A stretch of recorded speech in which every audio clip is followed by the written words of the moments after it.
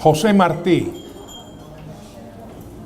el héroe de Cuba, la persona superlativa en todo lo que es Cuba y los cubanos.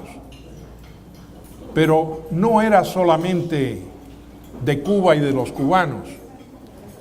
Martí también fue parte de Tampa. Le llamaba a Tampa su pueblo fiel. Estuvo aquí no menos de 20 veces en los últimos 3 años de su vida. Pronto les voy a explicar las cosas, el por qué él consideraba que Tampa era su pueblo fiel. Pero vamos a repasar cuándo fue su primer visita a Tampa, por qué vino, quién lo invitó, cómo viajó de Nueva York a Tampa, dónde estaba la estación de ferrocarril donde se apeaba José Martí cuando venía a Ybor City. Ustedes la pasan con frecuencia y quizás no saben que eso es donde se apeaba y donde salía José Martí. ¿Dónde y con quién se hospedó? Ustedes quizás creen que se hospedó en la casa de los Pedroso, pero eso fue posteriormente. En su primer visita a Tampa, Emiliano, ¿a dónde es que él se hospedó? ¿Dónde dio sus famosos discursos? Los 2 discursos más famosos de su vida los dio aquí en Tampa. ¿Quién era José Martí en noviembre del 91? ¿Ya era conocido como es conocido hoy? ¿Quién fueron sus padres? ¿Dónde nació José Martí? ¿Quién vivía en esa casa de la calle Paula, que ahora le han cambiado el nombre y se llama la calle Leonor? ¿Es verdad que José Martí tenía hermanas? Físicamente, ¿cómo era José Martí? El José Martí que Tampa conoció. Psicológicamente, ¿cómo era el hombre que vino de Nueva York y que se enamoró de Tampa y que Tampa, particularmente la colonia hispana, se enamoró de él? ¿Quién fue el que presentó a José Martí en sus discursos en el Liceo Cubano? ¿Quién grabó los discursos que dio Martí? ¿Dónde es que estaba ese Liceo Cubano? No veo ningún letrero que tiene el Liceo Cubano. ¿Dónde está ese edificio? Esas 20 visitas de Martí, ¿cuáles fueron las más importantes? ¿Cómo es que José Martí iba de Tampa a Cayo Hueso? Visitó a Cayo Hueso casi tantas veces como vino a Tampa. ¿Qué otras ciudades visitó José Martí? ¿A dónde fue y a dónde ocurrió el atentado de envenenar a José Martí en Tampa? ¿Quién le salvó la vida a José Martí aquí en Tampa? ¿Es verdad que Paulina y Ruperto Pedroso fueron los que de ese momento empezaron a cuidar a José Martí? La casa de huéspedes de Los Pedrosos es donde está hoy el Parque Amigos José Martí. Les he traído fotografías y artefactos que creo que les van a gustar. Aquí les he traído una variedad de las únicas 30 fotografías que se conocen de José Martí. Ninguna en colores, porque no existía fotografía en colores. Aquí les he puesto un repaso de personajes y lugares que ayudaron a José Martí a que este fuera el pueblo que él confiaba que le iba a financiar mucho de sus objetos revolucionarios. Aquí tienen ustedes el busto de José Martí. El busto es importante porque es hecho por Santí, el señor que fue comisionado para que hiciera la estatua de Martí en el cementerio de Santa Efigenia en Santiago de Cuba. Miren bien las entradas de la frente de José Martí. Santí nos dijo en un grupo, en una de esas tertulias en Tampa Libros que Oceanía González tenía en Huestampa, Santí nos dijo: cuando yo iba a hacer la estatua de Martí, me fui a Santiago de Cuba y pude convencer a las autoridades que me permitieran abrir la caja donde estaban los restos de José Martí. Cerré los ojos y con mis dedos fui midiendo desde donde tenía las cejas hasta donde entraba ya el pelo del cráneo. Haciendo esa medida, yo sabía exactamente que él no tenía esa frente tan grande como algunos autores han querido ponerle. Y por eso es significante que miren bien ese busto de Martí. Al lado del busto tengo una pequeña estatua de José Martí, tomada de una fotografía que está aquí, una fotografía de Martí solo, de pies a cabeza, que fue hecha la fotografía en Jamaica. Hoy les voy a explicar ciertos detalles que ustedes quizás nunca han agradecido, no lo han sabido aprovechar. Por ejemplo, desde que ustedes se mudaron a Tampa, están viendo el escudo del municipio de Tampa. Y en el municipio hay un barco. Y abajo del barco dice mascote. ¿Por qué el escudo municipal tiene el barco mascote?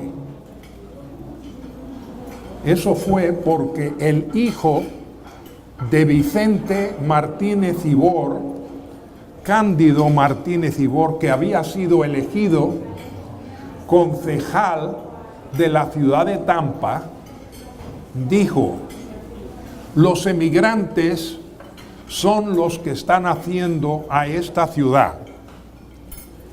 ¿Y por qué medio llegan los emigrantes a Tampa? Y vienen en el ferry que los trae de La Habana a Cayo Hueso, de Cayo Hueso a Tampa. Los barcos eran del mismo señor que era el dueño del ferrocarril, el señor Plant. Así que Plant tenía la compañía de ferrocarril y tenía la compañía de ferry. Y tenía dos ferries especialmente cómodos. Uno era el Olivete y el otro era el Mascote, que traían la emigración a Tampa. Y por eso Cándido Martínez Ibor convenció a los concejales que cuando creáramos el escudo del municipio de Tampa, incluyéramos el barco que traía a los inmigrantes. Así que cuando miren el escudo, les va a ser de más significación, porque todos nos identificamos con la inmigración. También quiero repasar con ustedes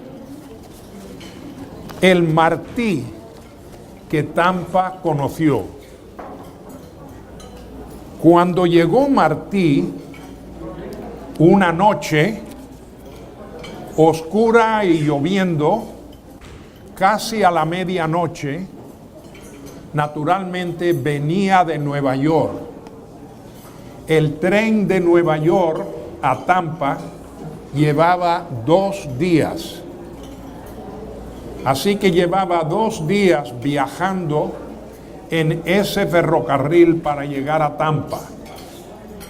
Si uno quería seguir a Cayo Hueso, el tren te dejaba frente del puerto, donde te apeabas y cogías o el Mascote o el Olivete, y en 18 horas llegabas a Cayo Hueso. Así que Martí, cuando venía a Tampa y seguía a Cayo Hueso, era una travesía de un poquito menos de 3 días.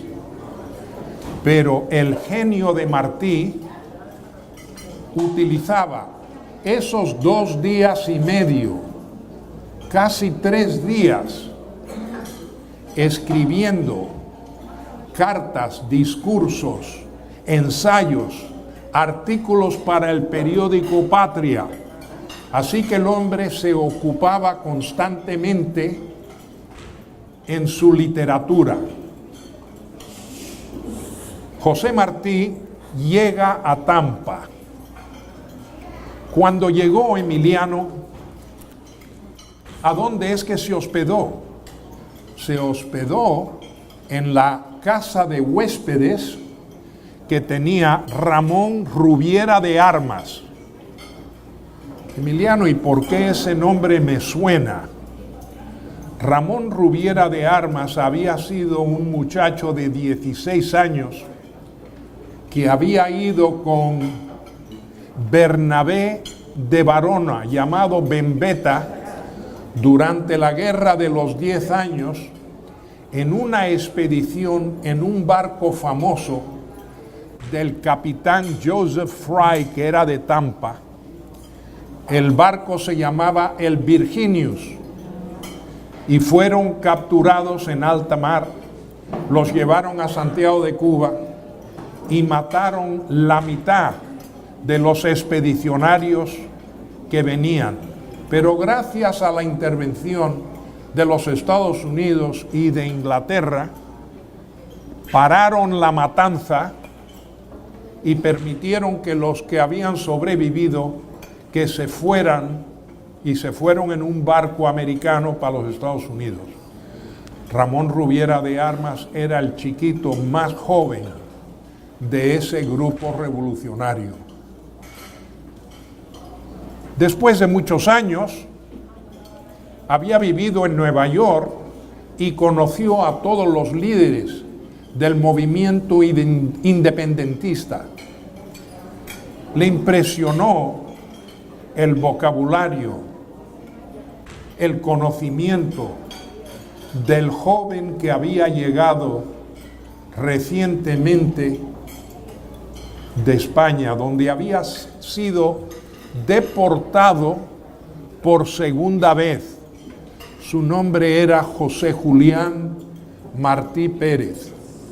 Y por eso en Tampa, cuando se aproximaba el mes de noviembre de 1891, en un club revolucionario que teníamos en Ybor, que se llamaba el Ignacio Agramonte Club, oye, tenemos que tener un acto especial, porque ahora pronto se van a celebrar el 20 aniversario del fusilamiento de los 8 estudiantes inocentes. Eso había ocurrido el 27 de noviembre de 1871 y ahora se aproximaba el 20 aniversario. ¿Por qué no invitamos a un buen orador que venga, que dé par de discursos? Le pagamos el viaje, le pagamos la estancia, vendemos papeletas y tenemos 2 actos que nos va a producir algún dinero para el club. Pero ¿a quién invitar? José Martí no era un personaje conocido como es hoy, pero sí era una persona que destacaba, un hombre que cuando se paraba a hablar había que prestar atención.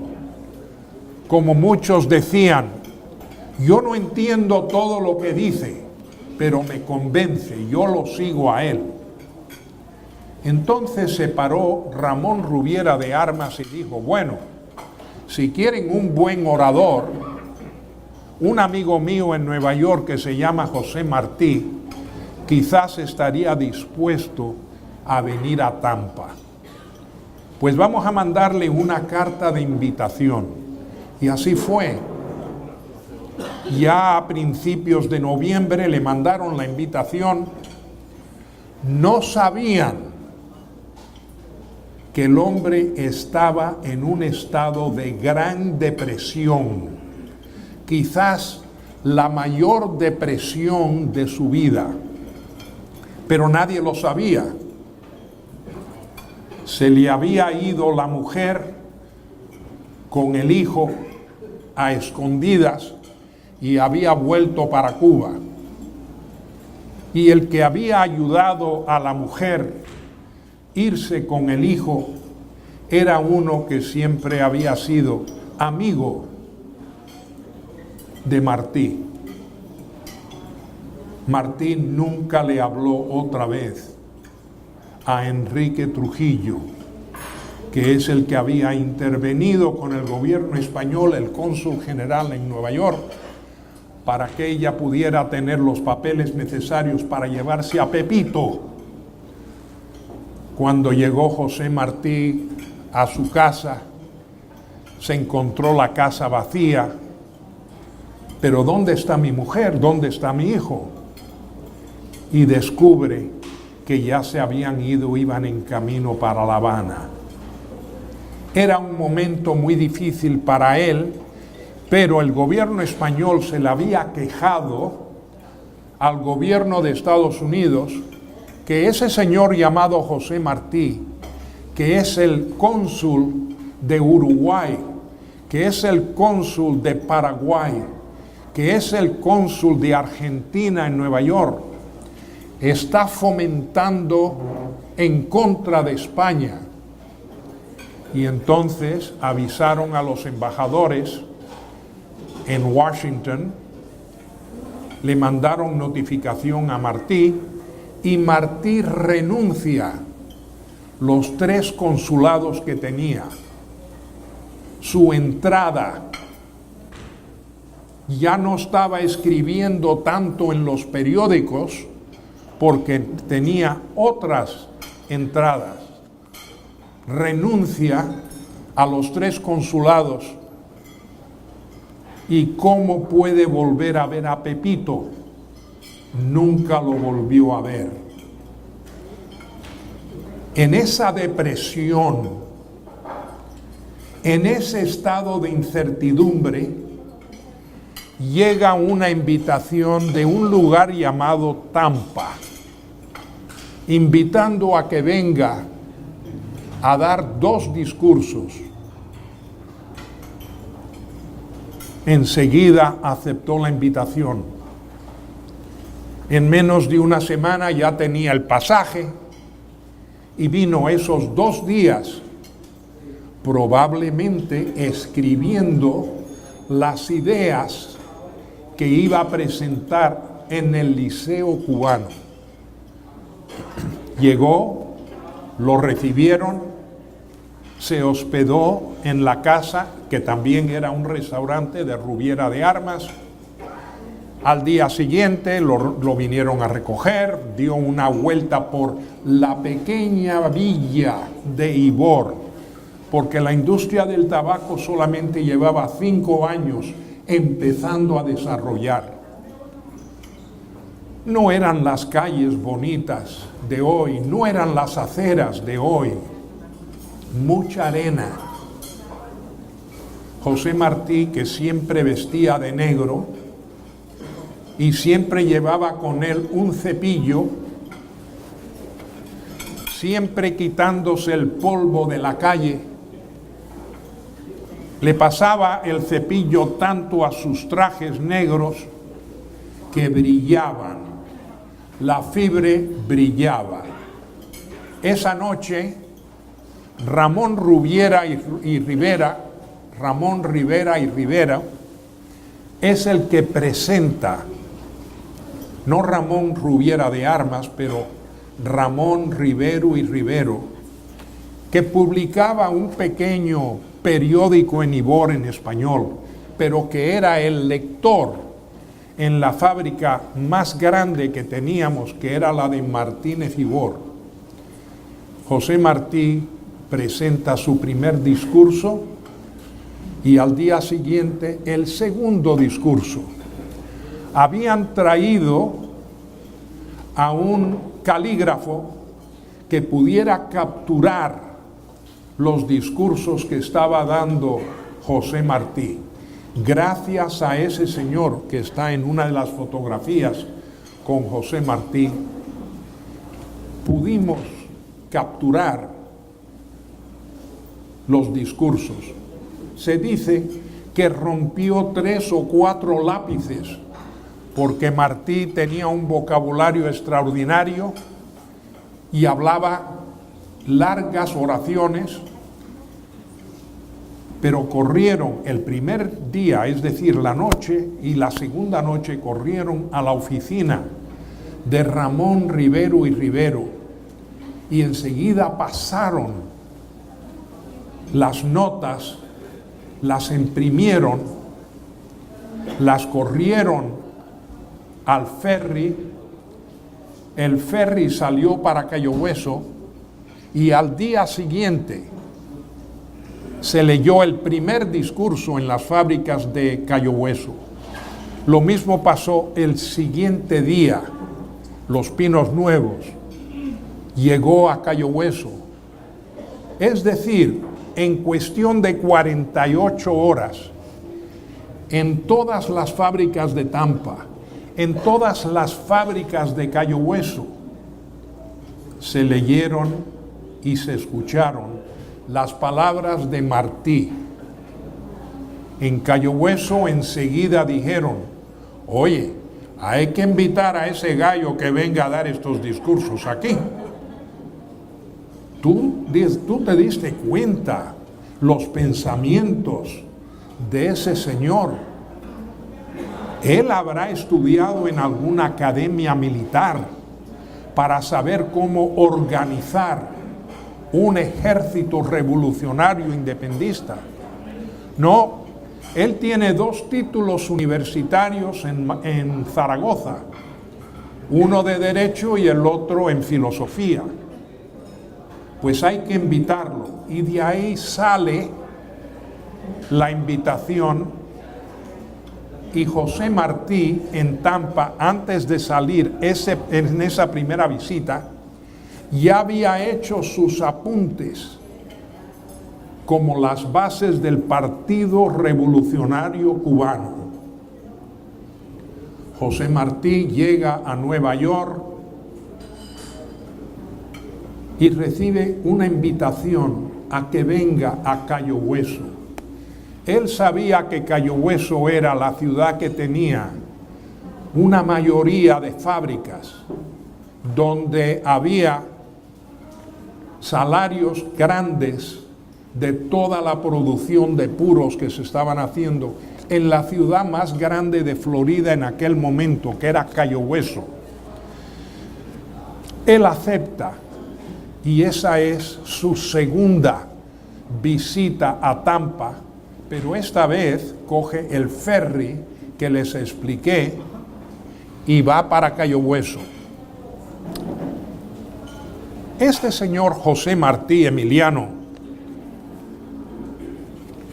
el padre, ¿quién era? El padre de José Martí era Mariano Martí, que era un militar español en La Habana, oriundo de Valencia, y la madre de Martí era Leonor Pérez, oriunda de Santa Cruz de Tenerife en las Islas Canarias. José Martí había nacido en la calle Paula, la famosa casa que muchos de ustedes, recuerdan en La Habana. José Martí y sus padres vivían en los altos.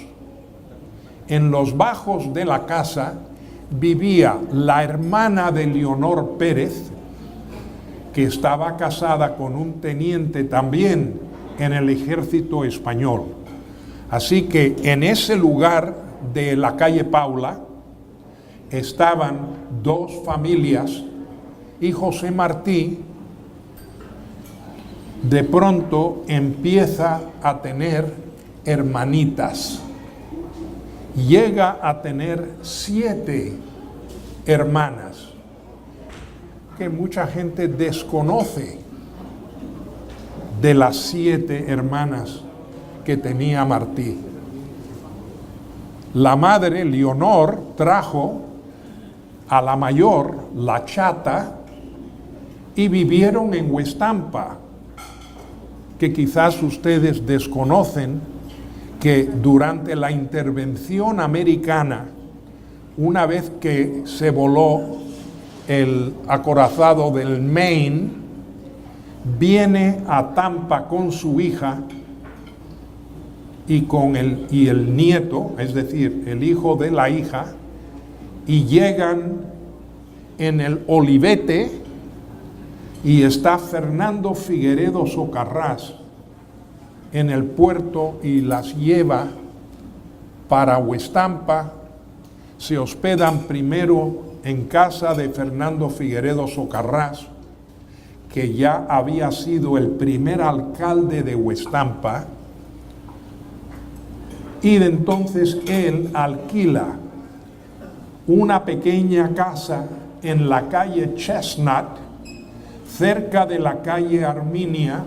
Ustedes pasan por esa esquina siempre. Ahí vivió la madre de Martí, la hermana de Martí y un sobrino de Martí. Casualmente también estaban los esposos Collazo, que se había incorporado después de haber insultado a Martí en una carta donde le decía a Martí, después que se publicaron los discursos que dio en Tampa: usted habla mucho, pero usted nunca ha estado en la manigua. Martí le respondió y con tiempo convenció a Collazo que Martí era sincero y que tenía una buena fundación para organizar un nuevo movimiento revolucionario.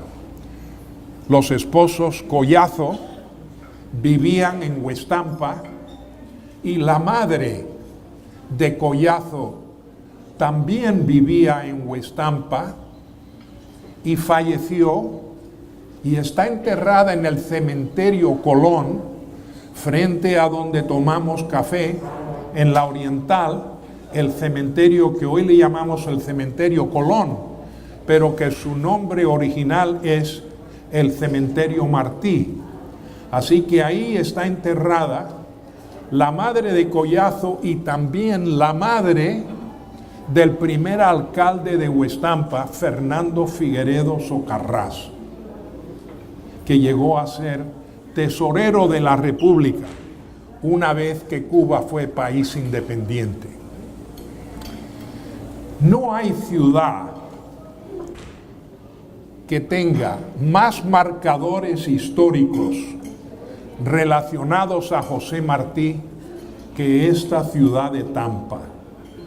Aquí tenemos una estatua de José Martí, tenemos bustos de José Martí, tenemos una calle llamada Martí, no lejos del Palmasía Golf and Country Club. Pero ustedes enseguida van a decir, pero Emiliano, todas las calles en Palmasía tienen nombres hispanos. Hombre, ¿cómo no? Si ustedes examinan los nombres de las calles en Palmasía, son las mismas calles de La Habana Vieja, Empedrado, San Rafael, Neptuno. Piensen cuando están pasando que todos esos nombres, el señor que desarrolló esa zona consultó a un mapa de La Habana Vieja y nombró todas esas calles hasta llegar a lo que hoy es Bay to Bay. Pero antes que la abrieran para que fuera de una parte de la bahía a la otra parte de la bahía, antes que le llamaran Bay to Bay, de acuerdo con las calles de La Habana, se llamaba Covadonga. Así que cuando miren una calle que se llama ahora Aquila, un americano se equivocó y puso una Q en vez de poner una G, porque era Águila. Así que el Aquila de ahora es la calle Águila que nosotros conocemos. José Martí, como les dije, llegó destrozado psicológicamente. No sabía, no quería saber que jamás iba a ver a Pepito. ¿Cómo era el José Martí que Tampa conoció Emiliano? Bueno, él era un hombre de una mediana estatura, no era ni alto ni era muy pequeño, no era ni gordo ni flaco. Tenía más o menos 5 pies, 5 pulgadas de alto, tenía una cintura como de 31 pulgadas, tenía quizás un 15, pero más probable un 14 y medio de cuello, tenía brazos algo cortos, un 32. ¿Qué traje usaría Emiliano? Bueno, en aquel entonces teníamos que usar sastres. No había las tiendas donde ya están los trajes hechos y tú vas y coges un 36 o un 38, que sería lo que usaba José Martí. Como no era alto, no tenía más en largo, en la talla del pantalón, unos 28 pulgadas. El zapato que usaría sería un 7, que no es un tamaño grande, pero de acuerdo con el tamaño y el peso de ese señor. Siempre usaba traje negro o bien oscuro, es decir, quizás sería azul marino. Casi siempre también se mandaba hacer un chaleco. Él vivía en Nueva York, así que en 3 de las estaciones del año tenía su traje negro, pero también su chaleco, siempre camisa blanca. Los sastres eran muy importantes, no solamente les hacían los trajes y los chalecos y las camisas, pero normalmente cuando te hacían un traje, te hacían 2 pantalones para que te durara más el traje. Las camisas no eran como son ahora, tenían cuellos y puños que se podían quitar. Así que cuando te hacías una camisa, te hacían 3 o 4 cuellos con puños para que siempre tuvieras. La camisa estaría usada, pero el cuello estaba limpio, bien planchado y con mucho almidón. José Martí siempre vestía en esa forma. Cuando estaba en República Dominicana, poco antes de salir con Máximo Gómez, tenemos las notas de el sastre que visitaron para que le hicieran un traje.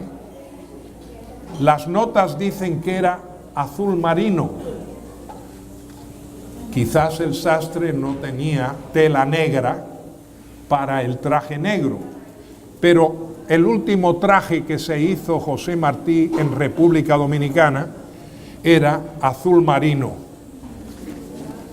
José Martí, que conocimos en Tampa, usaba una sortija que decía Cuba. La madre le había mandado hacer esa sortija que siempre la usaba. Cuando lo mataron en Dos Ríos, estoy seguro que tenía la sortija que le había mandado hacer la madre, que decía Cuba. ¿Y de qué era, Emiliano? ¿Era de oro? ¿Era de plata? No. Era de las mismas cadenas que había tenido el muchacho cuando estaba cumpliendo su condena en las canteras, después que lo habían condenado a prisión en Cuba. Martí también usaba sombrero. No era la sombrerería que tenemos hoy. Me gusta ese gris, me gusta ese negro. ¿Qué talla tiene? No, tenía uno que ir a ver el sombrerero. Y también usaba su sombrero negro. Muy pocas fotografías tenemos donde José Martí está usando un sombrero, pero sí existe. Y tenía que visitar al peletero que le medía y le hacía sus zapatos, porque en España, cuando era estudiante, con su compañero de toda su vida, Fermín Valdés Domínguez, no tendrían dinero para comprar calzado de cuero, así que bastante alpargata habrán usado. En la mesa estábamos hablando de la comida que se iba a servir hoy y me preguntaron, Emiliano, ¿y qué clase de comida tú crees que comía José Martí? Y les dije rápidamente, yo no sé, yo nunca he leído eso, pero la madre era isleña, sí que tiene que haber comido mucho gofio cuando era muchacho, y el padre era valenciano, así que el arroz valenciano en alguna forma tiene que haber sido lo que nutría a ese chaval.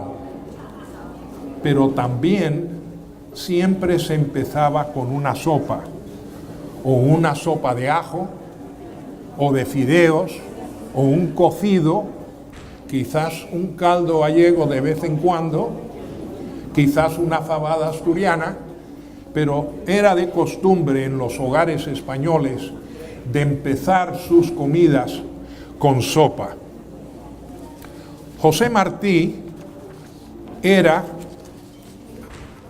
como les he dicho, de una mediante estatura, delgado, flexible, y quiero que recuerden que nadie escribe de esto, pero José Martí tenía los ojos azules,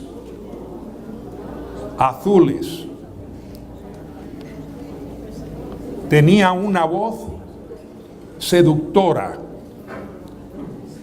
sumamente simpático, se llevaba muy bien con las chicas.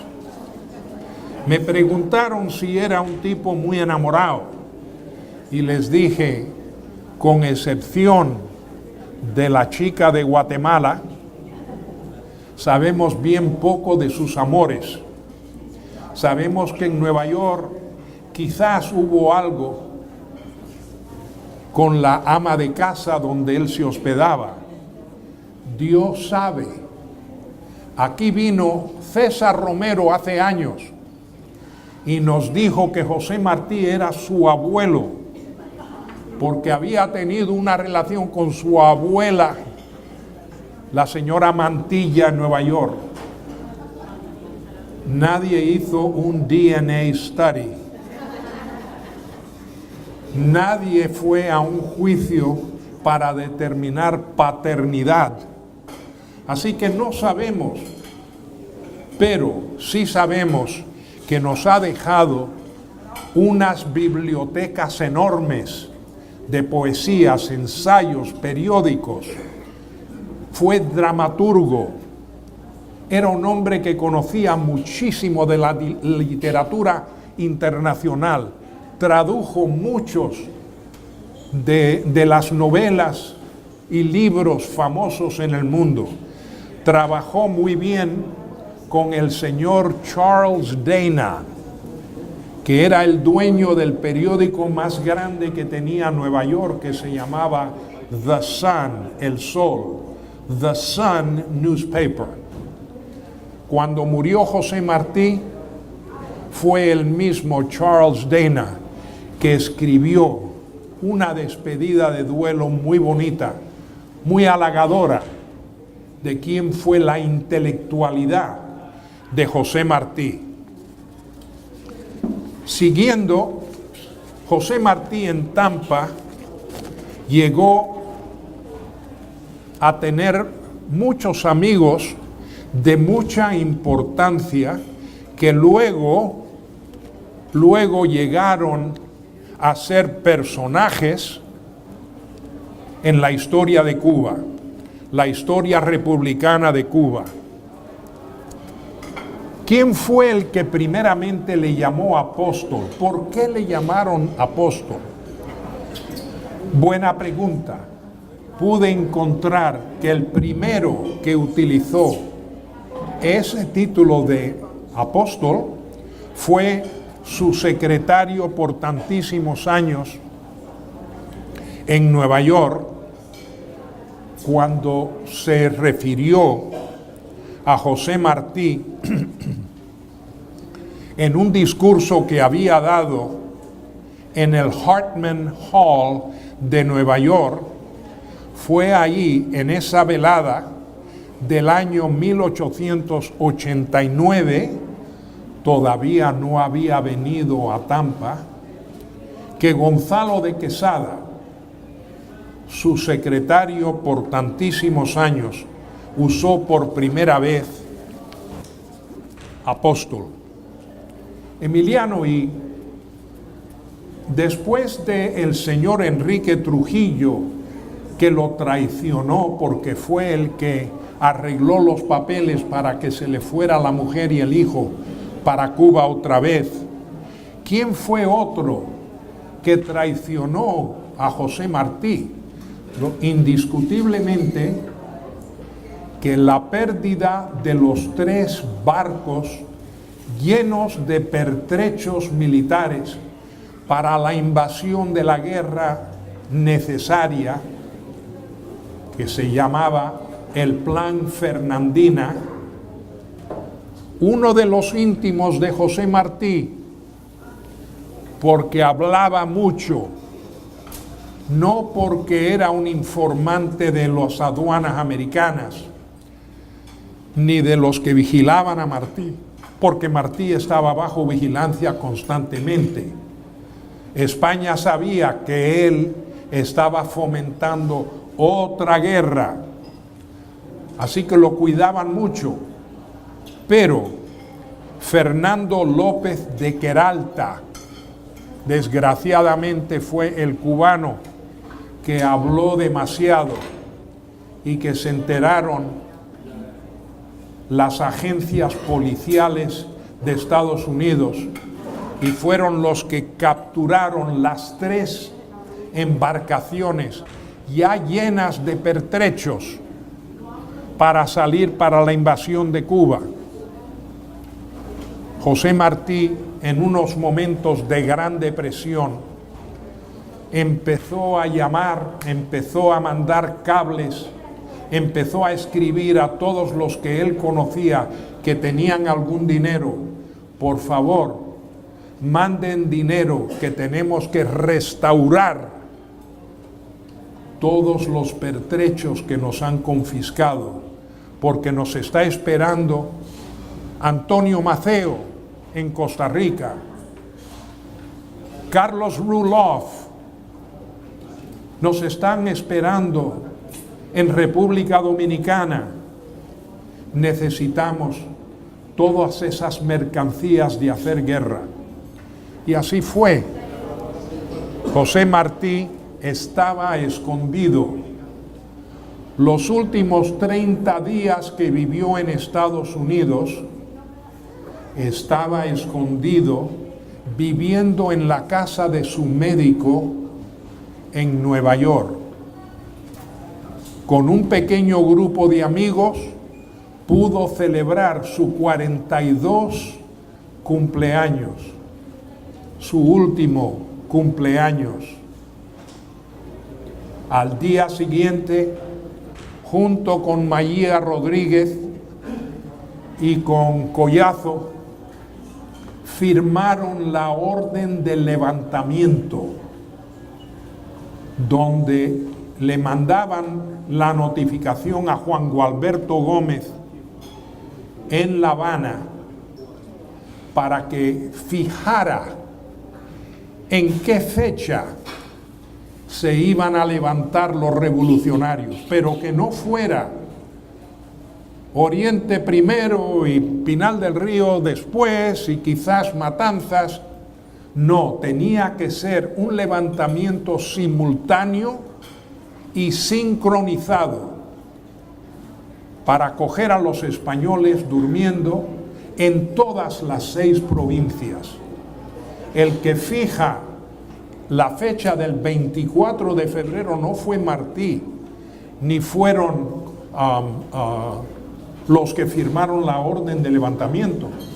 El que fijó la fecha fue Juan Gualberto Gómez.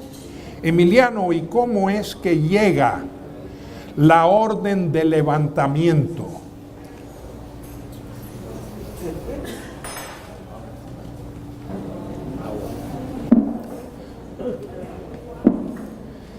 Se firma la orden de levantamiento,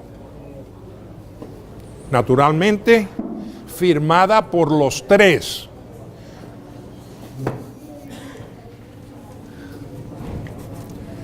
Traen la orden de levantamiento y se la dan al secretario de confianza de Quesada, y le dice Martí: lleva esto a Fernando Figueredo Socarrás en Huestampa. Él sabrá cómo mandar esto a Juan Gualberto Gómez. Cogió el tren famoso de Quesada, 2 días después llegó aquí y fue a Huestampa a ver a Fernando Figueredo Socarrás y le dice: mire, esto es lo que manda el apóstol para mandárselo a Juan Gualberto Gómez. ¿Cómo vamos a mandar eso? Que no lo cojan los españoles. Tengo yo una idea, ven conmigo y lleva a De Quesada a donde hoy es la biblioteca de Huestampa, en la calle Howard y Union. Esa era la fábrica de Fernández o Ayorán, donde Fernando Figueredo Socarrás era el contable, el contador de libros. Y le dice al dueño de la fábrica: oye, Blas, enróllame esto en un puro. ¿Cómo? Sí, en vez de usar hojas de tabaco, mete esto y hazme un puro. Pero escoge la hoja que tenga algún defectico para identificar cuál es el puro que lleva la bomba adentro. Escogió la hoja, hizo el puro. La hoja que escogió tenía un puntico blanco donde un insecto se había secado y había dejado una manchita muy pequeña. Entonces enrolló, lo metió dentro del puro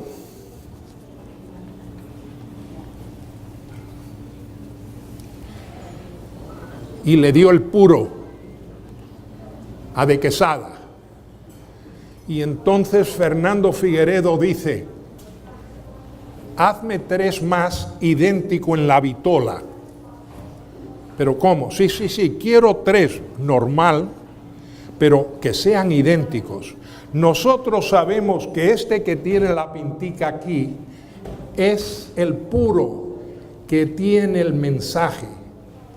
Allá, Fernández o Ayorán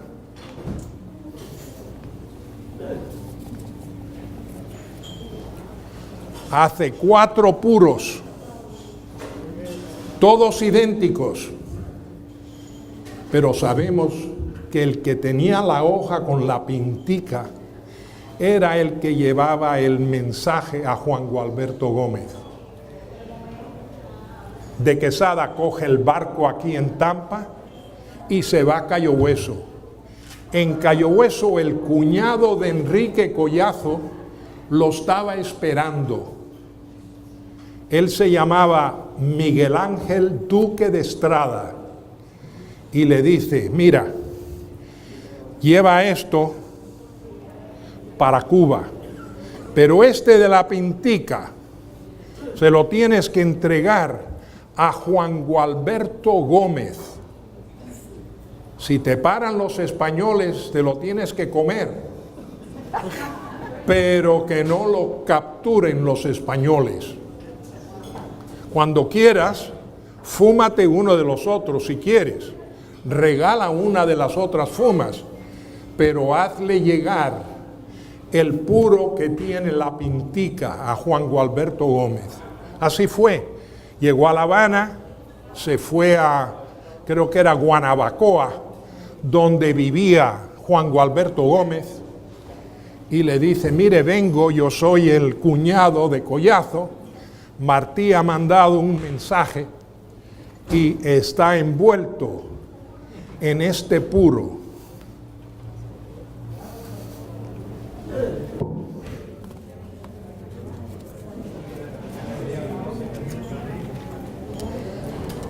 Hold on to that for me. Saca su navaja, abre el puro. Abriendo el puro ve que hay algo blanco.